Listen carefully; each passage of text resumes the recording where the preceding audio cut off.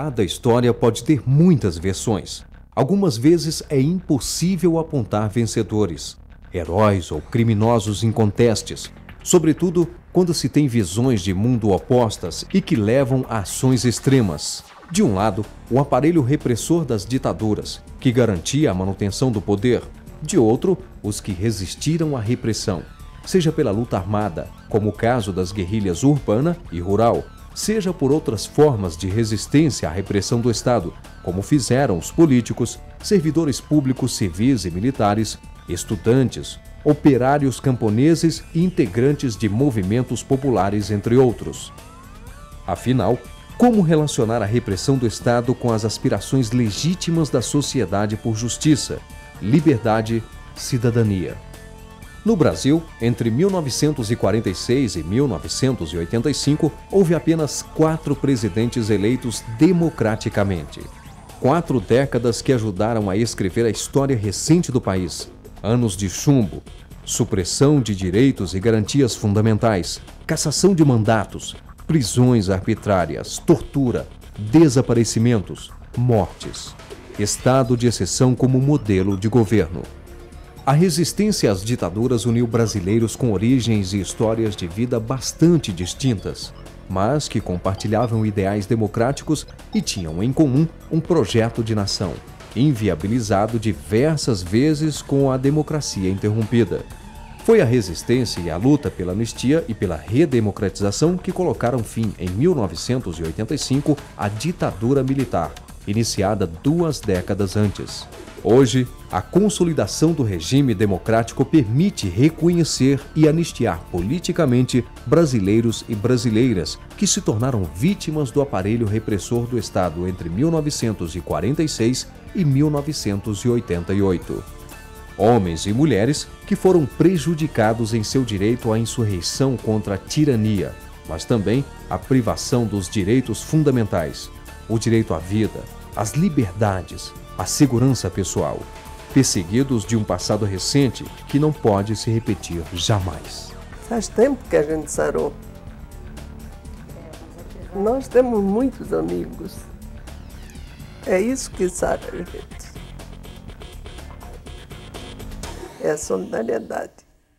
Criada em 2001, a Comissão de Anistia, órgão de assistência direta e imediata ao Ministro de Estado da Justiça, é responsável por examinar os requerimentos de anistia e assessorar o ministro em suas decisões. A Comissão de Anistia é formada por, no mínimo, 20 conselheiros de diversas regiões do país, designados pelo Ministro da Justiça. Um desses conselheiros é representante do Ministério da Defesa, indicado pelo próprio ministro, e outro dos anistiados.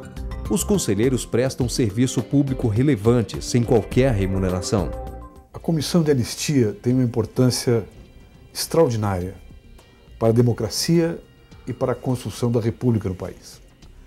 Porque é através dos julgamentos da Comissão de Anistia é que o Estado democrático de direito visita as pessoas, relaciona-se com as pessoas, constrói através de uma relação com as pessoas que lutaram pela liberdade, pela justiça social, contra o autoritarismo, para dizer a elas que o Estado quer retribuí-las. Esta retribuição não significa ter um juízo de valor sobre os atos políticos que foram feitos, sobre os métodos adotados, e nem visa revisar, por assim dizer, a história. Visa é trazer à tona, para que todos conheçam, aquilo que foi a luta pela liberdade e pela democracia e retribuir as pessoas, reconhecer que as pessoas tinham o direito de lutar pelo seu futuro, lutar pelo futuro do seu país, pelo futuro dos seus filhos, pelo futuro da República. É por isso que esse trabalho que está sendo feito é um trabalho fundamental para a consolidação do Estado de Direito Democrático no Brasil. O surgimento da Comissão de Anistia remonta à luta pelo Instituto da Anistia Política, que se tornou lei ainda durante a ditadura militar em 1979. Atualmente, qualquer cidadã ou cidadão brasileiro perseguido politicamente entre 1946 e 1988 pode requerer junto à Comissão de Anistia do Ministério da Justiça sua anistia política.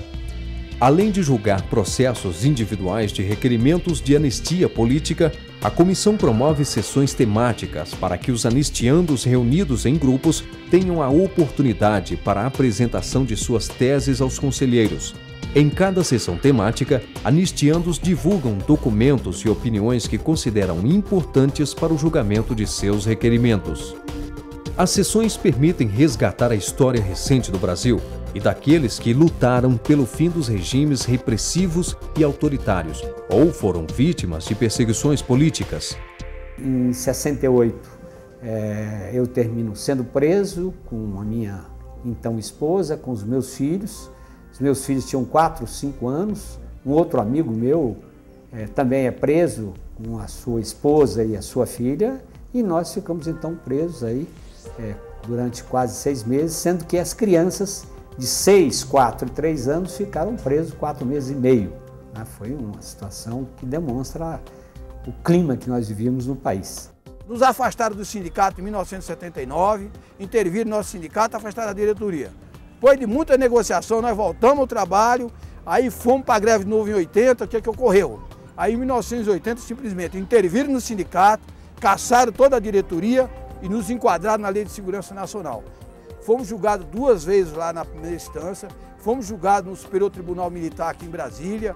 Depois de muita luta, isso sobre o processo de condenação para mim, para o Lula e para mais 11 companheiros, fomos 13.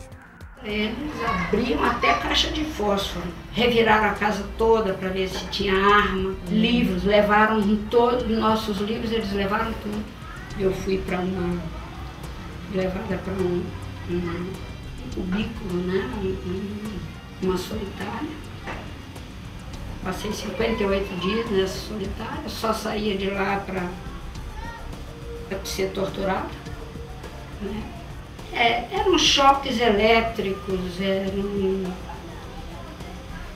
era pau de arara, né? O choque elétrico, eles davam choque elétrico no ouvido, nos órgãos genitais, estava a gente nua e nos seios, entendeu? Então eram os métodos mais atrozes, né? Além de promover a autuação e o julgamento de pedidos de anistia política, a Comissão de Anistia desenvolve 2 outros eixos de trabalho: a educação e a memória. O projeto Anistia Política, Educação para a Cidadania, Democracia e os Direitos Humanos é uma das iniciativas que a comissão desenvolve na área de educação. Seu objetivo é ampliar e aprofundar a dimensão pedagógica e educativa da comissão, contribuindo para uma formação histórica, humana e política, especialmente da juventude, além de contribuir para o exercício de novas formas de democracia e cidadania. Outras iniciativas são o projeto Anistia Cultural, em que ocorrem sessões especiais de julgamento, o Prêmio Nacional de Monografia sobre Anistia Política, o Seminário Internacional, 30 anos da anistia no Brasil e o Portal da Anistia na Internet, além da publicação de materiais educativos e de divulgação. A partir de 2008, a Comissão de Anistia começou a visitar diferentes regiões do país e tem firmado parcerias para o desenvolvimento de seu projeto de educação em direitos humanos. São as Caravanas da Anistia, que devem percorrer todos os estados brasileiros, a fim de mobilizar a sociedade, difundir os trabalhos desenvolvidos pela comissão, disseminar o conhecimento e promover a cidadania e a democracia. O lançamento do projeto Caravanas da Anistia aconteceu no dia 4 de abril de 2008, na sede da Associação Brasileira de Imprensa, no Rio de Janeiro, nas comemorações de seu centenário. Em homenagem ao centenário da ABI, foram julgados processos de jornalistas perseguidos politicamente. Foi a primeira vez que a Comissão de Anistia realizou julgamentos fora de Brasília. Até 2010, serão realizadas caravanas da anistia no Brasil e no exterior, em países que também viveram ditaduras. Durante as caravanas, acontecerão seminários, campanhas de arrecadação de documentos e sessões extraordinárias de julgamento. A Comissão de Anistia, ela é uma espécie de um tribunal da história. E nós lidamos no cotidiano com um conteúdo de processos que envolvem relatos dramáticos de episódios da história brasileira que até então não foram desvelados. E com isso, dentre os nossos projetos principais, desse projeto que nós chamamos de projeto educativo, está as Caravanas da Anistia. Com as caravanas nós pretendemos, em primeiro lugar, levar a Comissão de Anistia para resgatar a dignidade do perseguido político no local onde ela foi ferida, no seio da sua comunidade. Em segundo lugar, promover uma maior transparência dos trabalhos da própria Comissão de Anistia, tornando público os seus julgamentos. Em terceiro lugar, levar a massa da juventude brasileira uma parte dessa história, a fim de que nessas sessões de julgamento reais, as quais nós estamos realizando em cada um dos cantos do nosso país, nós possamos conhecer um pouco mais da nossa história. E a outra dimensão que nós estamos agregando ao trabalho da Comissão de Anistia é aquela dimensão que nós chamamos de dimensão histórica. Para isso foi concebido um projeto de um memorial que, entre tantas atividades, terá como objetivo específico a preservação da nossa memória. E para isso nós pretendemos constituir um centro de documentação, criar e construir um memorial da anistia política brasileira, criar um centro de informações virtual, onde vai conter todas as informações relativas aos processos de anistia, aos quais lidamos cotidianamente dentro da comissão. A Comissão de Anistia começa a organizar seus arquivos, compostos por mais de 60 mil processos, material de consulta que, em breve, vai estar à disposição de todos os brasileiros. A organização da memória institucional da Comissão de Anistia, além de contar parte da história recente do país, também estimula a reflexão sobre períodos de restrição das liberdades políticas.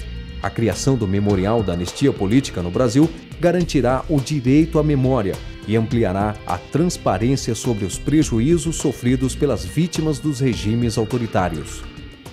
O Coronel Bonet, como era de sua índole e formação, de maneira ríspida, alegou que eu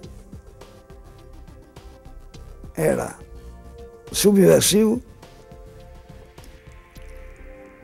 agitador e comunista tal qual os outros, por isso que eu me negava a denunciá-los.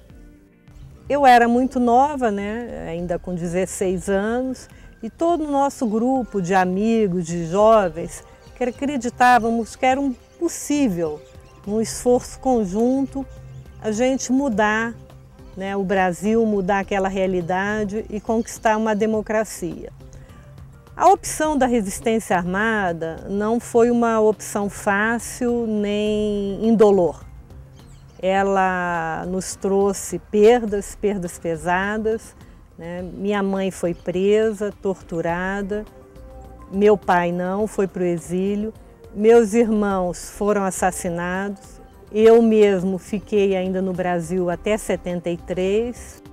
A Comissão de Anistia é dona de algumas das páginas mais bonitas da reconstrução da democracia no Brasil. Lá estão os processos de quem resistiu ao autoritarismo. E tem a história dessas pessoas. Algumas deram tudo que tinham, deram até a sua vida para que o Brasil voltasse a ser uma democracia como nós conhecemos hoje. Eu acho que o trabalho da Comissão de Anistia recompõe a história da democracia no Brasil e recompõe a história de tantos heróis anônimos que nós temos e nem percebemos.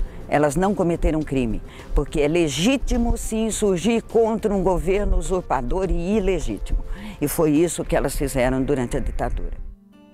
Estimular o diálogo entre o passado e o presente, dando voz aos perseguidos políticos, outrora cerceados pelas mordaças do autoritarismo. Anistiar politicamente os cidadãos brasileiros que se opuseram à repressão do Estado, lutando pela democracia e pela cidadania, ou contra atos institucionais que os amordaçaram e os impeliram à resistência armada, e que foram perseguidos politicamente. É o reconhecimento do Estado brasileiro pelos atos de violação que cometeu contra os direitos humanos no período de exceção. Anistiar politicamente aqueles impedidos de exercer sua profissão, de desempenhar suas funções, é resgatar nosso passado. Uma história de luta para que direitos e garantias fundamentais fossem assegurados a todos, irrestritamente. História que um dia opôs brasileiros de visões distintas em busca da realização de seus ideais. Uma história que sempre precisa ser lembrada, para não se repetir jamais.